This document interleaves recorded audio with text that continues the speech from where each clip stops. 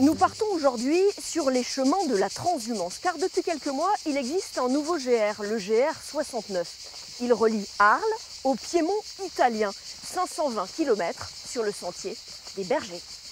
Nous trouvons ici la marque habituelle des sentiers de grande randonnée, donc de couleur rouge et blanche. Pour nous accompagner, Patrick Fabre, le créateur de ce GR. Autour de lui, un groupe de randonneurs de la petite ville d'Aiguilles.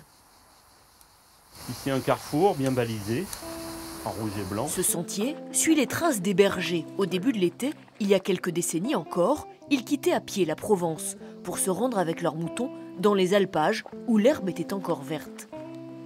Une des fameuses pierres levées de l'ancienne draille des troupeaux d'Arles. Là on a de la chance, elle borne vraiment le sentier. Normalement elle est en face la seconde. Ah ben voilà. On devine, elle le dépasse là. On a du mal à l'imaginer aujourd'hui, mais il y avait des cultures dans les collines d'Aiguilles. Donc c'est la traditionnelle guerre entre le paysan qui est sur le terrain, le territoire, et le berger transhumant qui y passe. Et donc pour éviter ces conflits, on avait vraiment matérialisé physiquement dans le territoire, les territoires, la draille, avec ces pierres relevées à l'intérieur desquelles le troupeau passait. Pour retrouver ces pierres, vous avez fait quasiment un travail d'archéologue? J'ai retrouvé un numéro du bulletin d'archéologie de Provence qui datait des années 70, sur lequel il y avait une carte magnifique que j'ai encore en tête, où étaient indiqués avec des croix les couples de pierres plantées. J'en ai retrouvé 5, pas les 8 qui étaient sur la carte, et dont celui-ci qui est vraiment emblématique puisqu'il est vraiment situé sur le GR Larouto et il dépasse un petit peu de la plaine des 4 termes. Les transhumances à pied ont eu lieu en Provence jusque dans les années 60. J'ai vu des nuées de moutons qui s'avançaient, qui traversaient la ville d'Aix. Alors, bon, les brebis et puis les béliers avec leurs cloches. Et puis, il y avait toujours quelques chèvres là au milieu, un bouc ou deux avec des cornes extraordinaires. Ce GR 69, c'est un peu notre patrimoine. C'est comme un grand fil qui n'est jamais coupé, il n'est jamais interrompu. Et de chaque côté, il y a des populations. D'un côté, c'est les populations de la Basse-Provence, de la Crau, de la Camargue. Et puis de l'autre côté, c'est les populations montagnardes, alpines. Et voilà. Et de temps en temps, elles se rencontrent. La transhumance, c'est relier, c'est réunir. Ce chemin, ce n'est pas un sentier de l'extrême. Tous les randonneurs, c'est le point culminant de 2500 mètres. ou presque, peuvent l'emprunter. Oui. Depuis le col Nos de là. pas nous conduisent maintenant au domaine du maire, la Salon de Provence, la plus vieille école de bergers de France, située elle aussi sur ce GR 69. Alors juste devant nous, là, on les voit, ces fameuses bêtes de mérinos. Là, ce sont des béliers.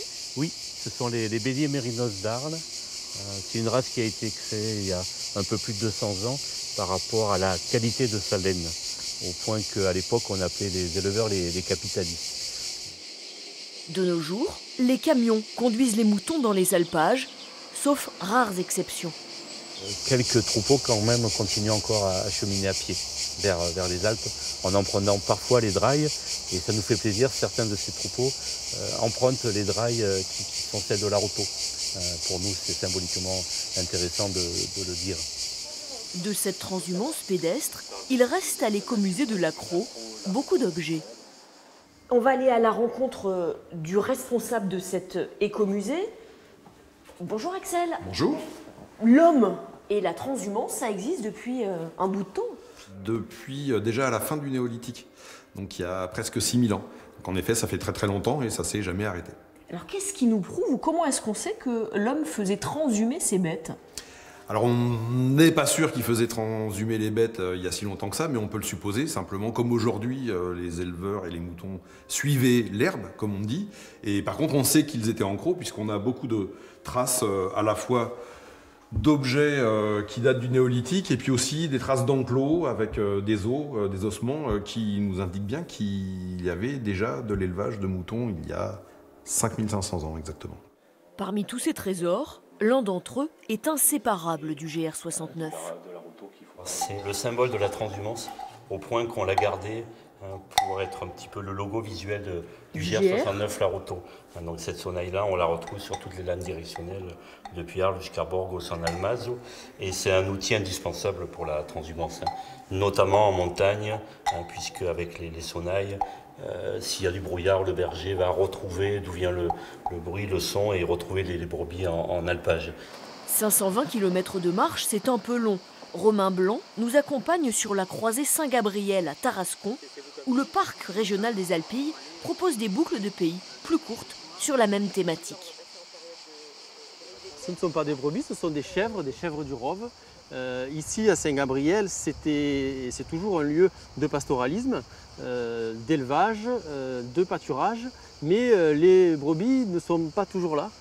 Alors on a, avec cet artiste, Johan Crépin, décidé de laisser à demeure ces chèvres. Et vous l'avez fait, vous, le GR, ou une petite partie? Alors j'ai fait des petits morceaux, ici dans les Alpilles, ou plus haut dans les Alpes, vers la vallée de la Blanche, la vallée de l'Ubaye, mais pas encore de bout en bout, et il me tarde de le faire. Du temps, il en faut, car le GR69, c'est 33 étapes qui se font normalement en 33 jours.